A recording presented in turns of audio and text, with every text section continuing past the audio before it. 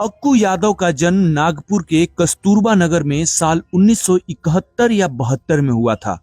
उसका बचपन कस्तूरबा नगर के गरीब बस्ती में बीता। उसके दो भाई भी थे। कस्तूरबा नगर बस्ती में ही अक्कू यादव को कुछ अपराधियों का साथ मिल गया।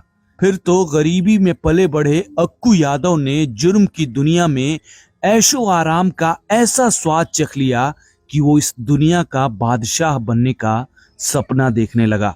और जल्दी ही वो समय भी आया जब वो कस्तूरबा नगर पर राज करने लगा। अक्कू यादव का पहला ज्ञात अपराध साल 1991 में किया गया एक सामूहिक दुष्कर्म था। कस्तूरबा नगर बस्ती के सारे छोटे बड़े अपराधी अक्कू यादव के लिए काम करने लगे।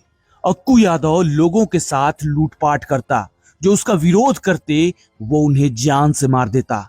अक्कू यादव और उसके गिरोह वाले कस्तूरबा नगर के दुकानदारों और वहां के लोगों से रंगदारी वसूलने लगे, और जो भी रंगदारी देने से आनाकानी करता वो उसे धमकाने लगता, परेशान करता या फिर उसे मारता पीटता।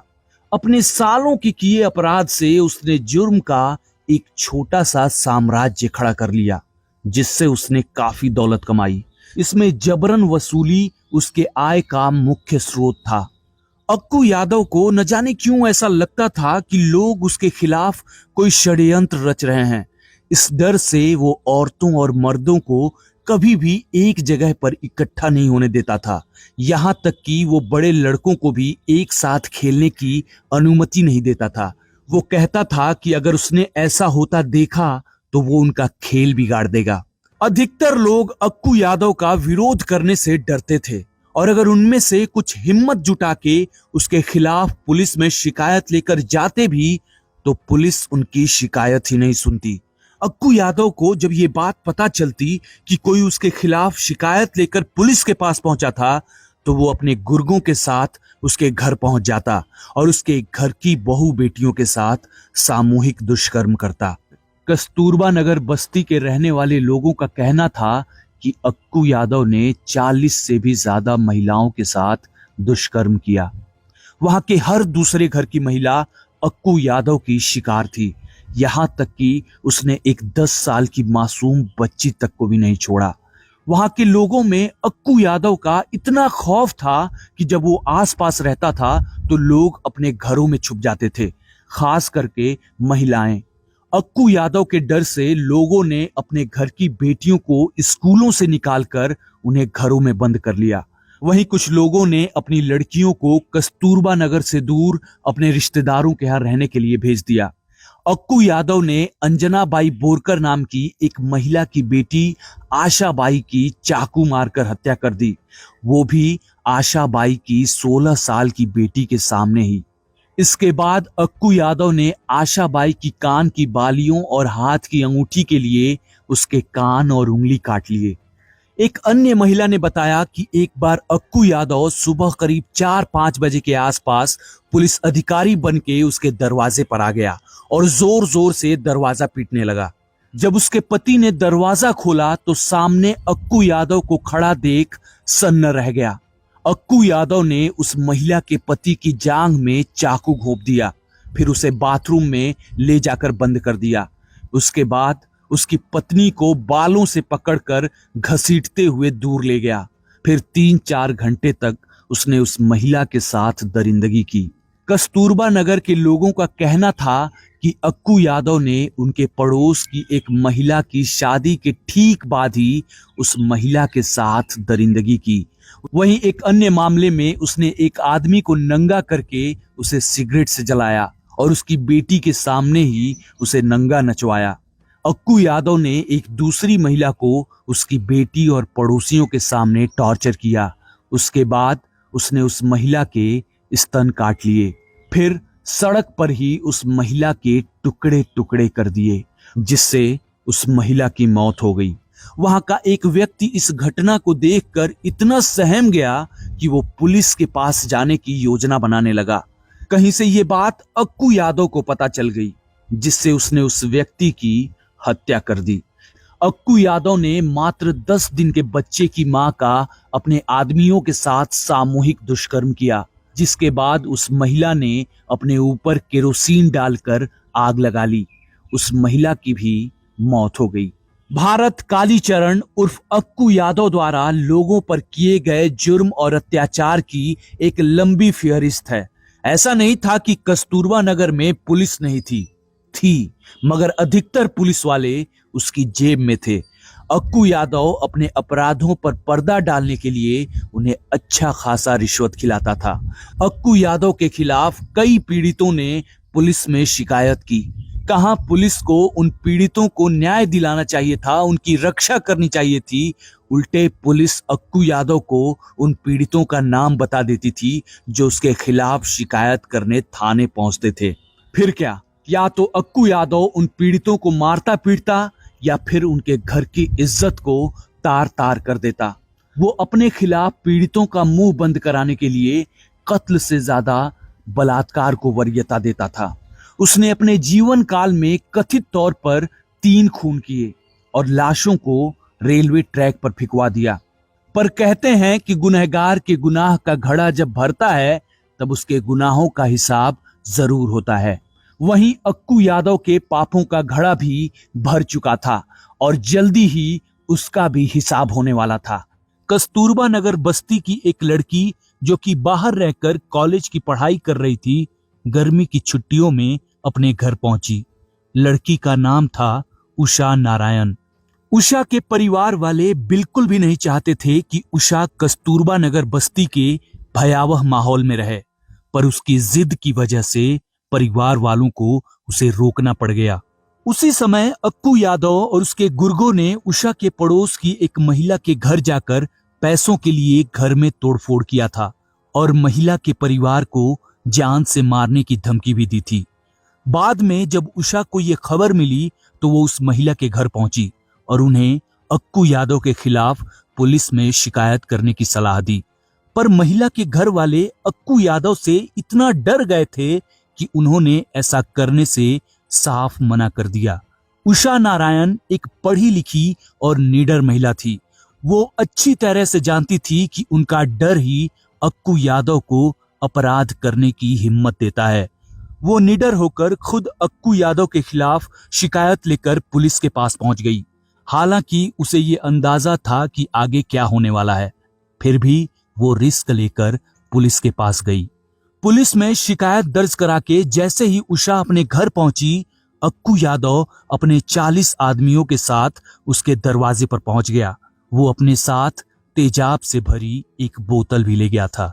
वो दरवाजे के बाहर से ही उषा पर चीखने चिल्लाने लगा, धमकियां देने लगा। उसने उषा से कहा कि अगर वो पुलिस थाने से अपनी शिकायत वापस नहीं लेगी तो वो उसका बुरा हाल कर देगा। उषा ने जल्दी से अंदर से घर का दरवाजा बंद कर लिया और शिकायत वापस लेने से साफ इनकार कर दिया। उषा ने मदद के लिए जल्दी से पुलिस को फोन किया कि अक्कू यादव अपने 40 आदमियों के साथ उसके घर पहुंच गया है और अगर जल्दी ही मदद नहीं आई तो वो उसके पूरे परिवार को मार डालेगा।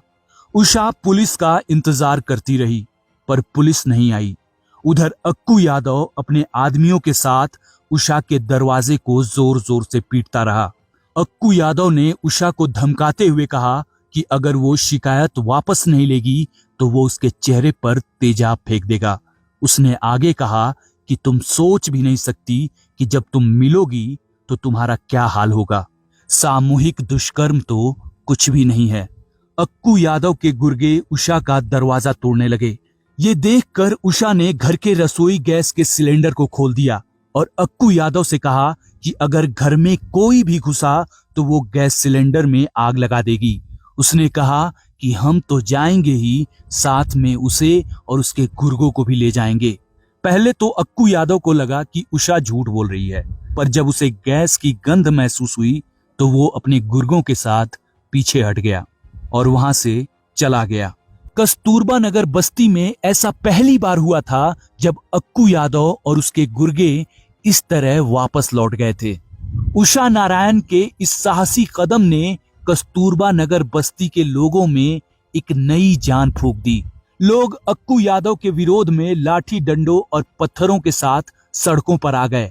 गुस्साई भीड़ अक्कू यादव के आदमियों पर पत्थरों की बरसात करने लगी। कस्तूरबा नगर के लोगों का उग्र रूप देखकर दुम दबाकर भागने में ही उन्होंने अपनी भलाई समझी। अक्कू यादव के सताए जितने भी लोग थे, सबने उस दिन जश्न मनाया। पूरी बस्ती ने उस दिन जश्न मनाया। इसके बाद 6 अगस्त 2004 को लोगों ने अक्कू यादव के घर को भी जला दिया। जिन लोगों की अक्कू यादव के नाम से रूह कांप जाती थी, उन्होंने कुछ ही दिनों में अक्कू यादव के साम्राज्य को तबाह कर दिया था। लोगों का ये रूप देखकर अक्कू यादव इस कदर सहम गया कि वो अपनी जान बचाने के लिए पुलिस के पास जाकर खुद को गिरफ्तार करवा लिया। 13 अगस्त 2004 को नागपुर जिला न्यायालय में अक्कू यादव के जमानत की सुनवाई होने वाली थी। कस्तूरबा नगर बस्ती में ये बात फैल गई कि अक्कू यादव आजाद हो जाएगा। वहां के लोगों को ये पता चला कि उसे तो बस मामला शांत होने तक ही पुलिस ने अपने कस्टडी में ले रखा है, और जब मामला शांत हो जाएगा तो पुलिस उसे छोड़ देगी। फिर क्या था, लोगों में एक बार फिर से आक्रोश भर गया, खासकर महिलाओं में। करीब 200 से 400 महिलाएं हाथ में सब्जी काटने वाला चाकू और मिर्च का पाउडर लेकर अपने अपने घरों से निकल पड़ी और कोर्ट रूम में जाकर बड़ी शांति से बैठ गईं। दोपहर करीब 2:30 से 3 बजे के आसपास अक्कू यादव कोर्ट रूम में हाजिर हुआ। अभी तक महिलाएं एकदम शांति और धैर्य के साथ बैठी हुई थीं। तभी अचानक अक्कू यादव की नजर कोर्ट रूम में बैठी उस महिला पर पड़ी जिसके साथ उसने पहले दुष्कर्म किया हुआ था। उसने भरे कोर्ट में उस महिला को वेश्या कहकर बुलाया और आगे कहा कि वो छूटते ही उसके साथ फिर से दुष्कर्म करेगा। इसके बाद अक्कू यादव हंसने लगा, साथ में उसके सुरक्षा में खड़ी पुलिस भी हंसी। अक्कू यादव की ये बातें सुनकर सामने वाली महिला का गुस्सा 7वें आसमान पर चढ़ गया। उसने अपनी चप्पल निकाली और उससे अक्कू यादव के सिर को ताबड़तोड़ पीटने लगी। उस महिला ने कहा कि अब या तो तुम मेरे हाथों मरोगे या मैं तुम्हारे हाथों मरूंगी। हम दोनों इस धरती पर एक साथ नहीं रह सकते। इसके बाद तो कोर्ट रूम में इकट्ठी 200 से 400 महिलाएं अक्कू यादव पर एक साथ टूट पड़ी। अक्कू यादव के ऊपर मिर्च पाउडर और पत्थरों की बरसात होने लगी। साथ में महिलाओं ने उन पुलिस वालों को भी लाल मिर्च और पत्थरों का स्वाद चखाया जो अक्कू यादव के सुरक्षा में लगे हुए थे। अक्कू यादव की सुरक्षा में लगे पुलिस अधिकारी अपनी जान बचाकर तुरंत वहां से भाग निकले। नागपुर जिला न्यायालय के कोर्ट रूम नंबर 7 में अक्कू यादव को दौड़ा दौड़ा कर 70 बार चाकू घोंपा गया। जब महिलाएं उसे मार रही थीं, तो अक्कू यादव उनसे अपनी जान की भीख मांग रहा था। वो बार बार चिल्ला रहा था कि मुझे माफ कर दो, अब दोबारा कभी ऐसी हरकत नहीं करूंगा। पर गुस्साई महिलाएं तब तक अक्कू यादव के शरीर पर चाकू मारती रहीं जब तक कि वो मर नहीं गया। 15 मिनट में ही 32 साल के गैंगस्टर अक्कू यादव की मौत हो गई। कोर्टरूम का फर्श और दीवारें अक्कू यादव के खून से भर गए। उसके कथित पीड़ितों में से एक ने उसके प्राइवेट पार्ट को भी काट डाला। इसके बाद वो सारी महिलाएं अपने अपने घर लौट गईं। पुलिस ने अक्कू यादव की लाश को अपने कब्जे में ले लिया और कस्तूरबा नगर बस्ती से 5 महिलाओं को तुरंत गिरफ्तार कर लिया। इन गिरफ्तारियों के बाद भी कई गिरफ्तारियां हुई। पुलिस ने कस्तूरबा नगर से कई पुरुषों को भी उठाया। उन पुरुषों पर आरोप लगाया गया कि ये अक्कू यादव के हत्या वाले दिन कोर्ट रूम में मौजूद थे और उसकी हत्या में भी शामिल थे। पुलिस ने उस हिम्मती लड़की उषा नारायण को भी उठाया जिसने अक्कू यादव के सामने झुकने से मना कर दिया था। उषा नारायण पर भी अन्य महिलाओं की तरह ही अक्कू यादव की हत्या का आरोप लगाया गया। इन गिरफ्तारियों के विरोध में लोग सड़कों पर उतर गए। लोग पुलिस थाने का घेराव करने लगे। लोगों ने कहा कि जब तक महिलाओं को जमानत नहीं मिलती वो घर नहीं जाएंगे। कोर्ट में 200 महिलाओं ने अक्कू यादव के कत्ल की जिम्मेदारी अपने सिर पर ले ली।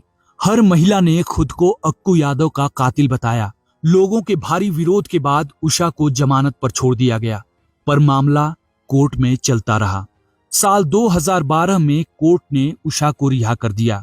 आखिरकार सबूतों के अभाव में कोर्ट ने 6 महिलाओं समेत 21 आरोपियों को बरी कर दिया। वहीं साल 2014 तक शेष अन्य आरोपी भी सबूत के अभाव में रिहा हो गए। 13 अगस्त 2014 को कोर्ट में जो भी हुआ वो नहीं होना चाहिए था, वो बिल्कुल गलत हुआ। जो भी होना चाहिए था वो कानून के दायरे में होना चाहिए था। पर ये नौबत ही नहीं आती अगर कानून व्यवस्था को लागू कराने वाला खुद ठीक ढंग से कानून का पालन करता। कस्तूरबा नगर बस्ती में रहने वाले कितने मासूमों के साथ दरिंदगी हुई, कितनों का परिवार बर्बाद हुआ, कितनों का कत्ल हुआ। ये सब नहीं होता अगर पुलिस ने उन मासूमों की बात सुनकर शुरुआत में ही अक्कू यादव को रोक लेती। पर ऐसा नहीं हुआ। जब लोगों को लगा कि न्याय व्यवस्था उन्हें न्याय दिलाने में असफल सिद्ध हो रही है, तब उन्होंने खुद न्याय की राह तलाश ली। कोर्ट में मामले की सुनवाई के दौरान किसी आरोपी पर पहली बार इस तरह का हमला हुआ था। सलाम है उषा नारायण जैसी महिला को, जिन्होंने बिना डरे अक्कू यादव जैसे गैंगस्टर और दुष्कर्मी का बहादुरी से सामना किया और लोगों के सामने एक मिसाल पेश की। अगर वो कस्तूरबा नगर बस्ती में नहीं होती तो शायद वहां के लोगों को अक्कू यादव की दरिंदगी आगे भी झेलनी पड़ती।